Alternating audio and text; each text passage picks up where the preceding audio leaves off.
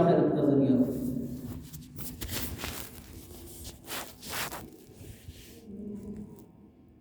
نحمده ونصلي على رسوله الكريم ونحن ذلك لمن الشاهدين والشاكرين والصلاة والسلام على رسوله الكريم أما بعد فأعوذ بالله من الشيطان الرجيم بسم الله الرحمن الرحيم قال الله تبارك وتعالى إنا عرضنا الأمانة على السماوات والأرض والجبال فأبين أن يحملنها وأشفقن منها وحملها الإنسان إنه كان ظلوما جهولا وقال تبارك وتعالى وقضى ربك ألا تعبدوا إلا إياه وبالوالدين إحسانا إما يبلغن عندك الكبر أحدهما أو كلاهما فلا تقل لهما أف ولا تنهرهما وقل لهما قولا كريما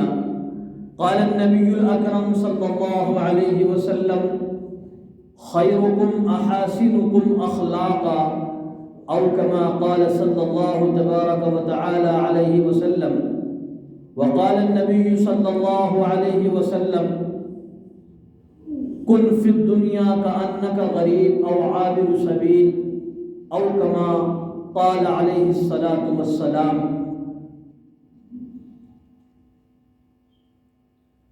میرے محترم بزرگوار، نوجوانان اسلام،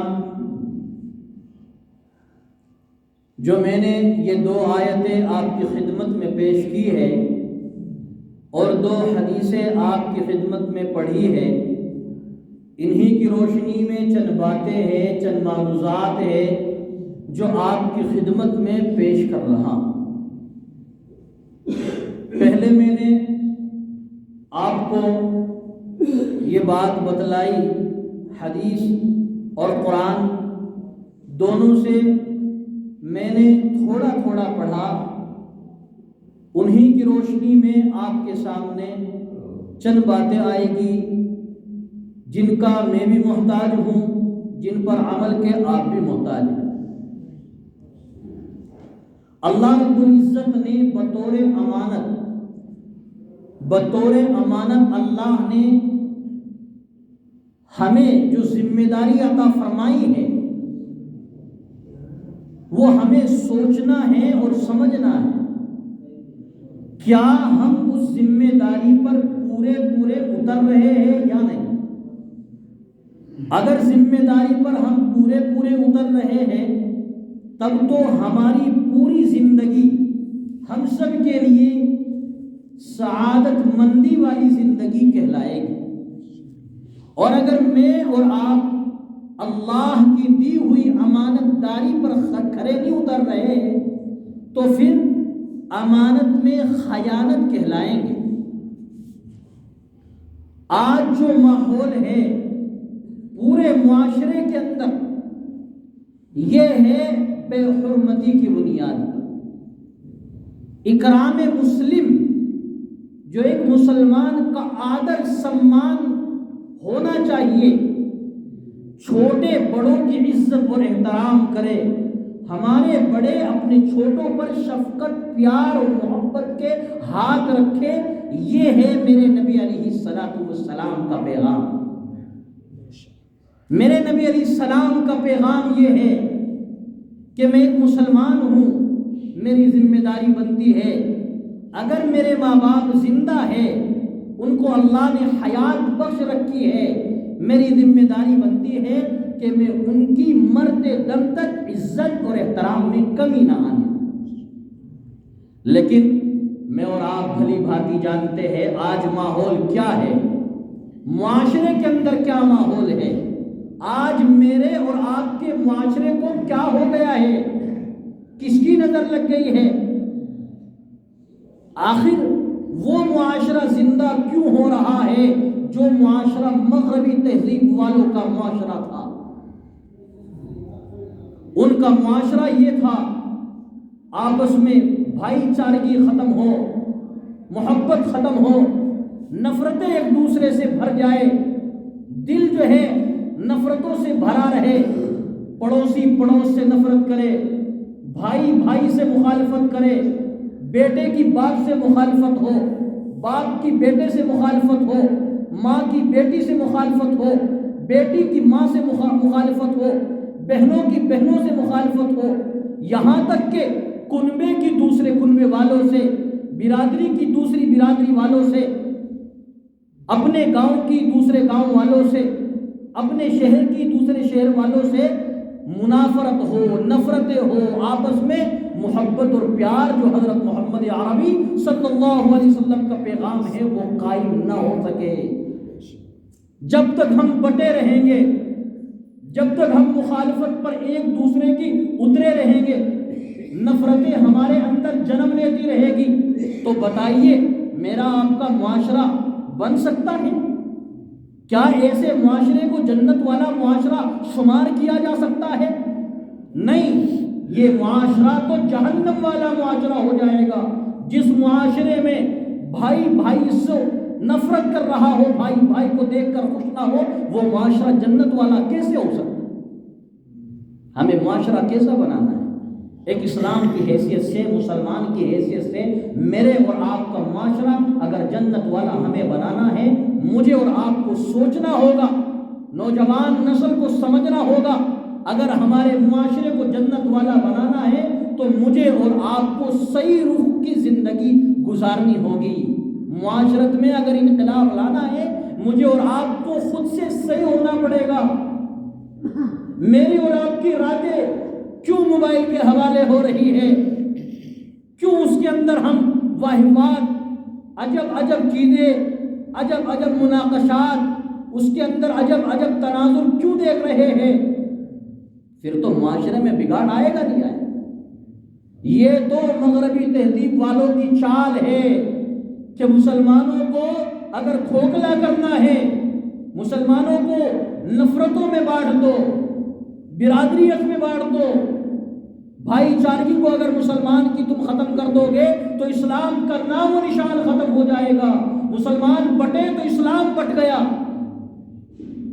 اس لیے ہمیں آپس میں محبت پیار کے ساتھ رہنا ہے، نہ برادریت لانی ہے، بھائی چارگی کو قائم کرنا ہے۔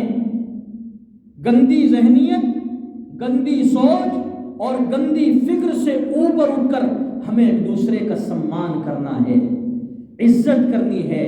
ہمارا بڑا ہے اس کی ہم عزت کریں، اس لیے کہ وہ ہم سے زیادہ بڑا ہے، ہم سے زیادہ اس کے پاس تجربہ ہے۔ بھئی آتے رہو، بیٹھتے رہو۔ میں نے پہلے بھی آپ سے گزارش کی ہے کہ کوئی بھی آئے تو آرام کے ساتھ، اطمینان کے ساتھ بیان میں شریک ہو۔ اس کے بعد باضابطہ 5 منٹ کا مکمل ٹائم دیا جائے گا سنتیں ادا کرنے کے لیے۔ اس لیے سبھی سے گزارش ہوگی جو بھی آ رہے ہیں آرام اطمینان کے ساتھ بیان میں شریک ہوتے رہے اور اطمینان کے ساتھ بیٹھ کر بیان سماعت فرماتے رہے۔ تو میں نے آیت پڑھی تھی، اِنَّا عَرَضْنَا الْأَمَانَةَ عَلَى السَّمَاوَاتِ، کہ امانت کی ذمہ داری اللہ نے ہمارے اوپر سونپی ہے۔ ہماری ذمہ داری بنتی ہے کہ ہم اس کو صحیح رخ سے ادا کریں۔ ہمارا پورا کا پورا جسم اللہ کی دی ہوئی امانت ہے، ہم اس کو اپنے طریقے سے یوز نہ کریں۔ من چاہا آنکھوں کو غلط دیکھ لیا، آنکھوں سے غلط نظارہ کر لیا، من چاہا دل میں چوری چھپے ایک دوسرے سے نفرتیں پال لی، من چاہا تو ان کانوں سے رنڈیوں کے گانوں کی آواز سن لی۔ نہیں، یہ معاشرہ ہمیں نفع نہیں دے سکتا۔ ہمیں نفع دینے والا کہ ہمارے کانوں میں قال اللہ اور قال الرسول کی صدائے بلند ہو، ہماری زبان پر اللہ اللہ کی رٹے لگے، ہمارے دل و دماغ پر اللہ کی وحدانیت چھائی رہے، اللہ کی ربوبیت چھائی رہے۔ یہی تو مسلمان کا خاصہ ہے، یہی تو اسلام کا خاصہ ہے۔ ایک مسلمان دوسرے مسلمان کو عزت دے، یہی تو مسلمان کا اسلام کا خاصہ ہے۔ ایک مسلمان دوسرے مسلمان کی عزت کرے، اس کو احترام دے، اس کو جو اس کا بنتا ہے اس کو دے، یہ مسلمان کی پہچان ہے، یہ میرے اسلام کی پہچان ہے۔ یہ نہیں کہ بٹ جاؤ، نفرتیں پال لو، بھائی چارہ ختم کر لو، میری فلاں سے نہیں بنتی، میری فلاں سے نہیں بنتی، میری فلاں خاندان سے بنتی نہیں. یہ کون سا معاشرہ؟ کس معاشرے کو لے کر آخر ہم آگے بڑھنا چاہتے ہیں؟ یہ خاندان در خاندان کی لڑائی، یہ برادری اور در برادری کی لڑائی، یہ محلے اور در محلے کی لڑائی، یہ کون سی لڑائی ہے؟ اگر لڑائی لڑنی ہے تو شیطانی حربوں سے لڑائی لڑو، شیطانی چالوں سے اپنے آپ کو بچاؤ، کہ شیطان ہمارا کھلا ہوا دشمن ہے، مستقل مجھے اور آپ کو وہ غلط رخ کی طرف دھکیل رہا ہے، اور میں اور آپ آرام کے ساتھ اس کا لڈو منہ میں لیے ہوئے اس کی طرف دھکیلے جا رہے ہیں. ہمیں سوچنا ہوگا، ہمیں سمجھنا ہوگا، ہمیں شیطانی چالوں سے آگاہ رہنا ہوگا، ورنہ پھر ایک وقت وہ آئے گا.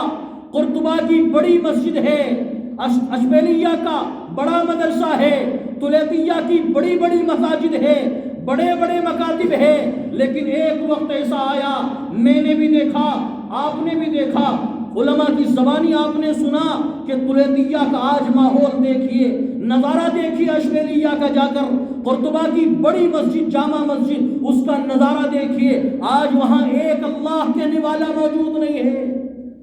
اللہ اللہ کی رٹے لگانے والے قال اللہ اور قال الرسول کی صدائیں بلند ہو رہی تھی، لیکن میں اور آپ بٹے، مسلمان بٹا، مسلمان نفرتوں میں جھکا، بھائی بھائی سے مخالفت، بھائی کی بیٹے سے مخالفت، بیٹے کی باپ سے مخالفت. اس مخالفت نے، اس نفرتوں نے ہمیں جھنجھوڑ کر رکھ دیا، جس کی وجہ سے آج وہ ماحول ہے. آج اپنے ہندوستان کا ہم یہ ماحول بنانا چاہتے ہیں. ارے ہمارے ملک ہندوستان میں امن و شانتی کی فضا قائم ہونی چاہیے. یہ اسلام کا پیغام ہے، یہ مسلمان کا پیغام ہے. آپس میں رہو محبت اور پیار سے، نفرتوں کے یہاں بیج نہ بوئے جائے. اگر ہم نفرتوں کے بیج بوتے ہیں تو میں اور آپ شیطانی صف میں کھڑے ہیں. یہاں تو بیج بوئے جائے، محبت کے شجر درخت لگائے جائے، جن سے محبتیں پھوٹتی ہو، جن سے محبتیں جنم لیتی ہو. ایسے درختوں کی آج ضرورت ہے لگانے کی. یہ لگائے گا کون؟ ہر دور میں نوجوان آگے بڑھا ہے. اگر نوجوان اپنی رخی زندگی کو، اپنی نہج والی زندگی کو صحیح بنا لے کہ مجھے اپنے رسول کا سچا عاشق بن کے زندگی گزارنی ہے، تو انشاءاللہ معاشرے میں انقلاب آ جائے گا. نوجوان اگر چاہ لے کہ مجھے اللہ کی قسم ان گانوں سے گندگی نہیں سننی ہے، رنڈیوں کے گانوں کی آواز نہیں سننی ہے، مجھے ناچ اور گانے نہیں دیکھنے ہیں، مجھے اور آپ کو فالو کرنا ہے تو قرآن کو فالو کرنا ہے. نوجوان اگر ٹھان لے گا کہ مجھے اور آپ کو قرآن سے محبت ہو، قرآن سے لگاؤ ہو، قرآن سے تعلق ہو، قرآن سے قرابت داری ہو، تو انشاءاللہ معاشرے میں انقلاب آ جائے گا، محلے میں انقلاب آ جائے گا، پوری بستی کے اندر انقلاب آ جائے گا. میں اور آپ کے دلوں کے اندر ایک دھڑکن ہو جسے ہم محسوس کریں کہ ہاں یہ چیز غلط ہے، یہ چیز صحیح ہے، مجھے غلط کو نہیں کرنا، مجھے صحیح کو انجام دینا ہے. آج تو ماحول یہ ہے، ہمارے نوجوانوں کی یہ حالت ہو گئی ہے، میری بھی حالت، آپ کی حالت، سب یکساں ہے، سب برابر ہے. جس ماں نے اس کو جنم دیا، جس باپ نے اس کو سنبھالا، آسرا دیا، جس باپ کا وہ منی کا قطرہ تھا، ایک حالت انسان کی وہ تھی. انسان جانتا ہے انسان کی ایک حالت وہ تھی جب انسان کچھ نہیں تھا، انسان ایک گندے پانی کا قطرہ تھا، جس کو اللہ نے یوں بیان فرمایا من ای شیء خلقا. اور انسان ذرا تو بتا کس چیز پر اتراتا ہے، کس چیز پر اتراتا ہے، اکڑ کر کس طرح چلتا ہے اور کیوں چلتا ہے. آخر اپنے اول پہلا کی زندگی کو اٹھا کر دیکھ تو ایک گندا پانی کا قطرہ تھا. میں نے تجھے عزت دی، میں نے تجھے احترام دیا، 9 مہینے کی قلیل مدت میں تجھے ایسے ٹھکانے پر رکھا، ایسے آشرے پر رکھا، ایسے سانچے کے اندر رکھا کہ تجھے میں نے آج نہیں آنے دی. میں نے تجھے سردی نہیں لگنے دی، میں نے تجھے پریشان نہیں ہونے دیا، اے مسلمان تو پھر کیوں میرے سے روٹ رہا ہے؟ اے مسلمان، اے نوجوان، تو پھر کیوں مجھ سے دور بھاگا جا رہا ہے؟ اللہ کی گوہار ہے، اللہ کا اعلان ہے، من ای شیء خلق، من نطفۃ خلقہ فقدر۔ ہم نے انسان کو بہت اچھے انداز میں بنایا، بہت اچھے سلیقے سے بنایا ہے، تو پھر انسان غلط کیوں چل رہا ہے؟ یہ نوجوان غلط تہذیب کی طرف کیوں بڑھا ہوا ہے؟ غلط تہذیب کی طرف یہ روا دوا کیوں ہے؟ آخر وہ غلط تہذیبیں جہاں ماں باپ کی کوئی عزت نہیں ہوتی، ماں باپ کو سرائے میں چھوڑ دیا جاتا ہے، ماں باپ کو عجیب وحشت خانوں میں چھوڑ دیا جاتا ہے، کیا اس لیے ماں باپ بڑا کرتے ہیں اپنی اولاد کو؟ وہ ماں جب باپ کی صلب سے نکل کر وہ قطرہ ماں کے رحم میں پہنچتا ہے، اللہ کی قسم اس قطرے پر یہ محنت ہوتی ہے، ماں اس کو بڑے آہستگی کے ساتھ، بڑے اطمینان کے ساتھ اس بچے کو اپنے پیٹ میں رکھتی ہے، 9 مہینے پیٹ میں رکھتی ہے، پھر جب وہ بچہ جنم لے لیتا ہے اور اس دنیا میں آ جاتا ہے، پھر وہ بچہ جب جوان ہو جاتا ہے، اپنی جوانی کے عالم میں وہ اپنے ماں باپ کے ان دردوں کو، اس ماں کے جو درد اٹھتے ہیں اس درد کو بھول کر پھر کیوں غلط تہذیب کی طرف چلا جاتا ہے؟ وہ تو گندگی والی تہذیب ہے۔ مغربی تہذیب والوں کا تو خاصہ یہی ہے کہ جب بچہ بڑا ہو جائے، اس کی شادی ہو جائے، وہ جوان ہو جائے، اب اس کو ماں باپ سے کوئی سروکار نہیں۔ کیا اس لیے ماں باپ اپنے بچوں کو پالتے ہیں کہ پھر بڑھاپے کی عمر میں جب اسے ضرورت پڑے گی، جب ان دونوں ماں باپوں کو ضرورت پڑے گی، پھر اس کی ضرورت کو پورا کرنا تمہارا فریضہ نہیں ہوگا؟ جب تو چھوٹا تھا تیری ضرورت کو پوری کی تیری ماں نے، تیری ضرورت کو پوری کی تیرے باپ نے، اور جب وہ بوڑھے ماں باپ ہو گئے ان کی تجھے کھانسی سے پریشانی، وہ کھانستے ہیں تجھے پریشانی۔ آخر تو کون سی تہذیب کو لے کر آگے بڑھ رہا ہے؟ کیا اس تہذیب سے تو اپنے آپ کو ترقی یافتہ سمجھتا ہے؟ یہ میرا اور آپ کا معاشرہ ہے، آپ بتاؤ ہے کہ نہیں ہے بھائی؟ یہ معاشرہ میرے اور آپ کا بنا ہوا ہے۔ اللہ کی قسم جب یہ شجر کٹ جائیں گے، دھوپ کاٹے گی بہت، جب تک یہ درخت زندہ ہے، جن کے ماں باپ زندہ ہے، اللہ کی قسم ان کی عزت کی جائے، ان کا احترام کیا جائے، اف تک کہنے کی اجازت نہیں ہے۔ لیکن میری اور آپ کی تھوڑی سی ماں کچھ بول دیتی ہے، اسی پر میرے تیور بدل جاتے ہیں۔